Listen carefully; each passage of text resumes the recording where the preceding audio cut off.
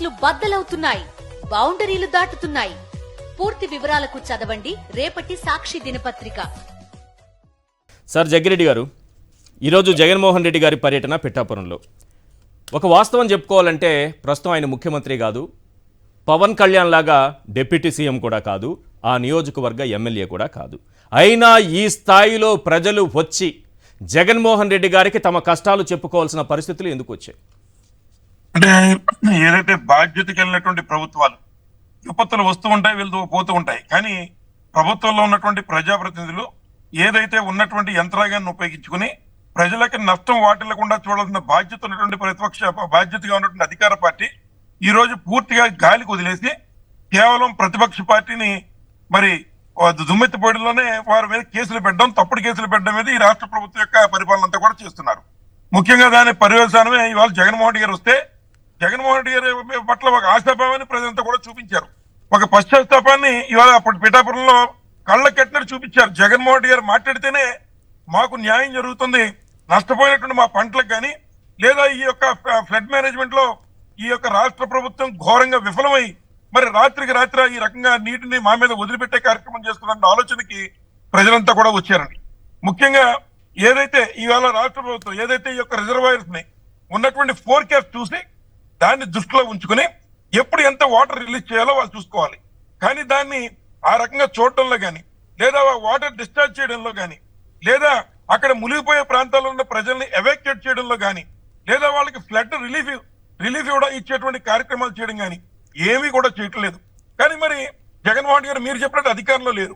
కానీ ఇంతమంది జనం జగన్మోహన్ గారి దగ్గర వచ్చి ఎందుకు అడుగుతున్నారంటే ఆయన వచ్చి ఇవాళ మొన్న బొడమేర్లు మొన్న విజయవాడలో కానీ ఇవాళ ఇక్కడ మరి పిఠాపురంలో కానీ జగన్మోహన్ రెడ్డి గారు వచ్చి మాట్లాడిన తర్వాతే కనీసం ఎంతో కొంత ఈ ప్రభుత్వం స్పందిస్తుంది.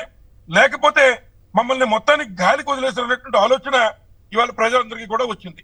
ఏం చేద్దంటే రైతులు కానీ లేదా ఉన్నటువంటి మహిళలకు కానీ ఎవరికి ఇంతవరకు ఒక రూపాయి ఇవ్వాల. ఏదైతే జగన్మోహన్ గారు ఉన్నప్పుడు మరి ఏదైతే ఫ్లడ్ ఈ రకంగా ఫ్లడ్ ఇబ్బంది వచ్చినప్పుడు చాలా చక్కగా అధికారులతో మానిటర్ చేసి వాళ్ళందరికీ కూడా రిలీఫ్ ఇచ్చే కార్యక్రమం చేసేవారు. అలాగే రైతులు నష్టపోయేటువంటి దాన్ని ఇవాళ ఎక్కడ కూడా ఆడిట్ కూడా జరగట్లేదు. ఏం చేద్దంటే ఏదైతే ఇవాళ రైతులు నష్టపోయేటువంటి దాన్ని మరి ఇప్పటికే ఎన్యూమరేషన్స్ చేస్తే వారికి అట్లీస్ట్ ఇన్సూరెన్స్ కి ఈ ప్రభుత్వం డబ్బు కట్టుంటే ఇవాళ వారికి డబ్బు వస్తుంది, అట్లీస్ట్ ఇన్సూరెన్స్ క్లెయిమ్ వస్తుంది అనేటువంటి ఆలోచన ఉండేది. మరి ఈ యొక్క ప్రభుత్వం వచ్చిన తర్వాత ఎక్కడ కూడా మరి ఈ యొక్క క్రాప్ ఇన్సూరెన్స్ ఈ యొక్క రాష్ట్ర ప్రభుత్వం చంద్రబాబు నాయుడు గారు ఒక రూపాయి కూడా కట్టలేదు. దాని పర్యవసానం ఇవాళ ఉన్న పిఠాపురంలో ఉన్నటువంటి రైతాంగం అంతా కూడా పడేటువంటి పరిస్థితి. అలాగే వేల ఎకరాల్లో ఇక్కడ పంటలన్నీ మునిగిపోతే కేవలం 200-300 ఎకరాల్లో మాత్రమే మునిగాయని చెబుతూ కేవలం వారికి కావాల్సిన వారికి మాత్రమే రాసుకునే విధంగా ఇవాళ ఈ ప్రభుత్వం యొక్క తీరుందనేటువంటిది ఇవాళ కొన్న ప్రజానికి కొంత తెలియజేస్తున్నారు. నేను ఒకటే మాట్లాడుతున్నా, ఈ రాష్ట్ర ప్రభుత్వానికి వారికి ఏమైనా చిత్తశుద్ధి ఉంటే ప్రజా పరిపాలన దృష్టి పెట్టమని కోరుతున్నాం. కానీ జగన్మోహన్ రెడ్డి గారు వైఎస్ఆర్ కాంగ్రెస్ పార్టీ శ్రేణుల మీద ఎట్లా కేసులు పెట్టాలా లేదా ఎక్కడో బొంబాయిలో ఉన్నటువంటి హీరోయిన్ మీద ఉన్న దృష్టి ఈ రాష్ట్ర ప్రభుత్వానికి ఇక్కడ ఆంధ్ర రాష్ట్ర ప్రజానీకం పట్ల లేకపోవడం మరి నిజంగా దురదృష్టం. ఏం చేద్దంటే కష్టాలు ఉన్నప్పుడు ప్రభుత్వం ఆదుకుంటుంది అనేటువంటి ఆలోచనతో ప్రజలు ఉంటారు. కానీ వాటన్నింటి పూర్తిగా గాలికి వదిలేసినటువంటి పరిస్థితులను ఇవాళ ప్రజలంతా కూడా జగన్మోహన్ రెడ్డి గారు వెంట నడుస్తున్నారు, వారి కష్టాలు చెప్పుకుంటూ ఉన్నారు. సార్, ఇంత ముంపు వస్తే, ఇంత వరద వస్తే, ఇన్ని కుటుంబాలు ఆ వరదలో కూరుకుపోతే, ఇంత పంట నష్టం జరిగితే, ఇన్ని ఎకరాలు మునిగిపోతే కనీసం పిఠాపురం నియోజకవర్గ ఎమ్మెల్యేగానైనా పిఠాపురంలో పర్యటించాల్సిన బాధ్యత పవన్ కళ్యాణ్కు ఉందా లేదా? ఆయనకి ఇంకెవరికి ఉంటుంది? కాకపోతే ఆయన వచ్చి ఒక రోజు ఉండి వెళ్ళిపోయాడు. ఇందాక మన జగన్మోహన్ రెడ్డి గారు చెప్పినట్టు ఆయన సినీ యాక్టర్ అయితే నారా చంద్రబాబు నాయుడు గారు డ్రామా ఆర్టిస్ట్ అని చెప్పారు. అది వాస్తవం. ఎంతసేపు ఒక తప్పుని లేదా ఒక అబద్ధాన్ని నిజంగా ఏ రకంగా నిజంగా అబద్ధాన్ని నిజం అబద్ధాన్ని 10 సార్లు చెప్తే మరి నిజాన్ని 10 సార్లు చెప్తే అది అబద్ధం అవుతుంది అనేటువంటి విధంగా ఈ రోజు చంద్రబాబు నాయుడు గారు కానీ అక్కడ పవన్ కళ్యాణ్ గారు కానీ వ్యవహరిస్తున్నారు. కానీ నిజంగా ప్రజలకు కష్టాలు తెలుసుకుని వారికి ఇప్పటికే చేయాలని ఎందుకు చేయలేదు? ఈ అధికారులకు ముందే నీరు ఈ రకంగా వస్తుంది, అక్కడ సుమారు మరి ఏదైతే 22 క్యూసెక్లు వచ్చి వాటర్ వచ్చే వరకు ఆపి అప్పుడు ఒకేసారి నీళ్లు వదిలేటువంటి కార్యక్రమం ఎందుకు చేశారో సమాధానం చెప్పాలా. కేవలం మరి ఏదైతే ఏలూరు రిజర్వాయర్ దగ్గర నుంచి ఒకసారి మీరు ఆ ప్రోటోకాల్స్ తెప్పించుకున్నట్లయితే ఎంత ఉన్నటువంటి ఫ్లడ్ వచ్చిన 4 రోజులు ఎంత డిశ్చార్జ్ వదిలేనటువంటి చూస్తే రోజుకి 300 క్యూసెక్లు మాత్రమే నీటిని బయటకు వదిలే కార్యక్రమం చేశారు. ఆ రకంగా 4 రోజులు 300 చొప్పున మరి నీటిని వదిలి ఒకేసారి 14,000 క్యూసెక్ల వాటర్ ని వదిలేస్తే మరి 10,000 కెపాసిటీ ఉన్న కెనాల్స్ ఏ రకంగా వాటిని రెసిస్ట్ చేసుకుంటాయి? తప్పనిసరిగా వాటర్ అంతా కూడా మరి ప్రజా జీవనంలోకి వచ్చి అక్కడ ఇళ్ళన్ని కూడా ముంచెత్తే కార్యక్రమం చేస్తాయి. అంటే అనుభవం అంటారు కదా చంద్రబాబు నాయుడు గారు. కనీసం సెప్టెంబర్ 1న 9,950 క్యూసెక్లు ఇన్ఫ్లో వచ్చింది సార్. సెప్టెంబర్ 2న 7,000 క్యూసెక్ల ఇన్ఫ్లో వస్తే ఈ 2 రోజులు ఏది సెప్టెంబర్ 1, సెప్టెంబర్ 2ను 1వ తేదీన 300 క్యూసెక్లు, 2వ తేదీన కూడా 300 క్యూసెక్ల నీటిని మాత్రమే కిందికి వదిలారు. సెప్టెంబర్ 3న 5,000 క్యూసెక్ల ఇన్ఫ్లో వస్తే ఆ రోజు కూడా 300 క్యూసెక్లే వదిలారు.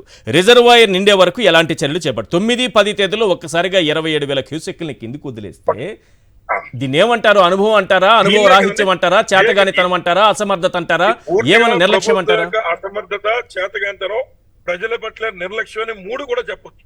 ఇంచేతంటే ప్రభుత్వాలకి బాధ్యత ఉంది. తప్పనిసరిగా ఇప్పుడు మా గోదావరి జిల్లాలో ఉన్నటువంటి ప్రజలకే తెలుసు ఏదైతే భద్రాచలంలో వాటర్ ఎంత వచ్చింది, మాకు ఎప్పటికి వాటర్ వస్తారనేటువంటిది ఇవాళ ఏ రైతుని అడిగినా మాకు ఉన్నటువంటి మా యొక్క గోదావరి జిల్లాలో రైతులు చెప్తూ ఉంటారు. అట్లాంటి ఏలేరుటువంటి ప్రాంతాల్లో కూడా గతంలో అనేక సార్లు మరి మొలకొస్తున్నప్పుడు మరి అక్కడ ఉన్నటువంటి యంత్రాంగం ఎవరైతే ఉన్నారో వారిని మానిటర్ చేసి తప్పనిసరిగా ఉన్న ప్రజల్ని మరి ఈ రకంగా ఇక్కడ ఉంది కాబట్టి మీరు ఎవాక్యుయేట్ చేయండి, మీరు యొక్క పరిసరాలు మంచిగా ఎత్తైన ప్రదేశాలకు వెళ్ళండి అనేటువంటి తరలించేటువంటి కార్యక్రమం మరి చేయలేకపోవడం డెఫినెట్ గా మరి మనందరం మన రాష్ట్రంలో విజనరీగా చెప్తున్నటువంటి చంద్రబాబు నాయుడు గారి యొక్క వైఫల్యం, చేతగానితనం అని చెప్పి సందర్భంగా తెలియజేస్తున్నాం. అంటే బుడమేరు పాపమైన ఏలేరు పాపమైన 2 చంద్రబాబువేనా? 2 కూడా ఈ రోజు ఏదైతే బుడమేరు కానీ ఏదైతే ఉన్నటువంటి మరి ఏలేరు కానీ 2 కూడా ఒక రకంగా మన తప్పు జరిగినటువంటి తర్వాత కూడా ఒక తప్పు విషయంలో జరిగినా కూడా మళ్ళీ దాన్ని సరి చేసుకోకుండా మరి ఏదో జగన్మోహన్ రెడ్డి గారు ఏదో బోట్లు పెట్టి ప్రకాశం బ్యారేజ్ కోల్చబోయేటువంటి తప్పులు ఆయన మీద పెట్టి ఆయన ఏదో మరి ఈ రోజు దోషిగా చూపించాలనేటువంటి దోషిగా చూపించే ప్రయత్నం చేస్తున్నారు తప్ప ప్రజలకి ఫ్లడ్ వచ్చేటువంటి టైంలో మనం యంత్రాంగాన్ని అప్రమత్తం చేద్దాం, ప్రజల్ని మరి చైతన్యపరుద్దాం, వారిని ఎక్కడెక్కడ ఎవాక్యుయేట్ చేయాలో వాళ్ళు చేద్దాం, లేదా వాళ్ళకి ఫ్లడ్ రిలీఫ్ ఇచ్చే కార్యక్రమం చేద్దాం అనేటువంటి కార్యక్రమాలు చేయాలి. వాటన్నిటిని కూడా పూర్తిగా గాలికి వదిలేసి మీరు చెప్పిన విధంగా ఈ రోజు 4-5 రోజులు టైం ఇచ్చింది. ఏదో రాత్రి వాగు పొంగిపోతే వేలే రాలేదండి. సుమారు 5-6 రోజులు ఫ్లడ్ వస్తుంటే మరి రోజుకి 5-6 క్యూసెక్లు వస్తూ ఉంటే మరి దాన్ని కేవలం 300 టీఎంసీలు మాత్రమే, కేవలం 300 క్యూసెక్లు మాత్రమే మరి వదిలి మిగిలినంతా కూడా స్టోర్ చేసి ఒకేసారి 10,000 కెపాసిటీ ఉన్న కెనాల్స్ లోకి 27,000 క్యూసెక్లు మరి ఒకేసారి వదలడం అంటే ఇది పేదల యొక్క జీవితాల పట్ల వారిని ముంచేసే కార్యక్రమం ఈ ప్రభుత్వం చేయట్లేదని మేము ప్రతిపక్షంగా అడుగుతున్నాం. దీనికి సమాధానం చెప్పాలా. గతంలో మరి పుష్కరాలతో 28 మందిని చంపేసిన చంద్రబాబు నాయుడు గారు ఇవాళ 48 మందిని మరి పొట్టన పెట్టుకుని మళ్ళీ అధికారంలో రాగానే పొట్టన పెట్టుకున్న నిర్లక్ష్యానికి మరి ప్రజలందరికీ కూడా ఆంధ్ర రాష్ట్ర ప్రజానీకానికి చంద్రబాబు నాయుడు గారు కూడా సమాధానం చెప్పాలా. అలాగే ఇక్కడ నష్టపోయిన రైతాంగానికి ఇప్పటి వరకు ఏమిస్తారో విజయవాడలో చెప్పలేదు. అలాగే ఉన్నటువంటి ఏలేరు విషయంలో ముఖ్యంగా పిఠాపురం రైతులకు ఏమిస్తారో కూడా ఇప్పటి వరకు కనీసం ఒక స్టేట్మెంట్ కూడా లేదు. అలాగే వాళ్ళు కొని ఈ ప్రభుత్వం పట్టించుకోలేదు, కనీసం ఇన్సూరెన్స్ అలా వస్తుంది కదా అని చెప్పి రైతులు ఆశపడుతూ ఉంటే ఆ ఇన్సూరెన్స్ కూడా ప్రభుత్వం కట్టకపోవడం వల్ల వాళ్ళకి ₹1 ఇన్సూరెన్స్ వచ్చే పరిస్థితి కూడా ఇవాళ ఆంధ్ర రాష్ట్రంలో ముఖ్యంగా ఈ యొక్క ఫ్లడ్ ఏరియాస్ లో లేదు. ఇది కేవలం చంద్రబాబు నాయుడు గారు మరి ఎక్కడో 2050, 2030 అని కథలు చెప్పేటువంటి చంద్రబాబు నాయుడు గారు ముందు వచ్చిన ఫ్లడ్ ని అవసరమైతే మానిటర్ చేసి తద్వారా అవసరమైతే జగన్మోహన్ గారు నేర్చుకుని చేయాలని చెప్పి కోరుతున్నాం.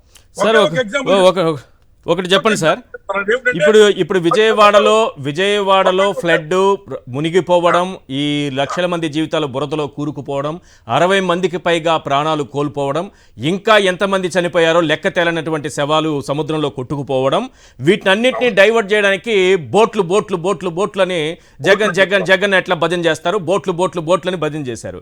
ఏలేరులో ఏం దొరకలేదా ఇట్లాంటి భజన చేయడానికి? ఆంధ్ర రాష్ట్ర ప్రజానే కొంత అమాయకులు కాదు. సైకిల్ మీద వెళ్ళి లారీని గుద్ది లారీ డ్రైవర్ ని చంపేద్దాం అంటే సాధ్యపడే విషయం కాదు. అట్లాగే ఏదో ఒక బోటు వెళ్ళి ఏదో ప్రమాదవశాత్తు అక్కడ ప్రకాశం బ్యారేజీ తగిలినంత మాత్రాన మరి దాన్ని ముఖ్యమంత్రి గారు జగన్మోహన్ రెడ్డి గారి మీద నెట్టే ప్రయత్నం చేశాడు.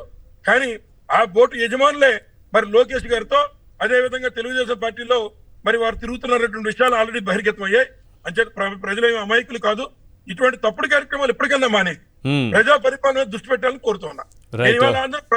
ప్రజలందరినీ ఒక్కటి మాత్రం గమనించాలని కోరుతున్నారు. అదేమిటంటే యావత్ ప్రపంచానికి కరోనా వచ్చింది. అట్లాంటి టైంలో జగన్మోహన్ రెడ్డి గారు ఆంధ్ర రాష్ట్రంలో చాలా చక్కటి మేనేజ్మెంట్ చేసి ప్రపంచ దేశాల యొక్క మన్నలను పొందాడు.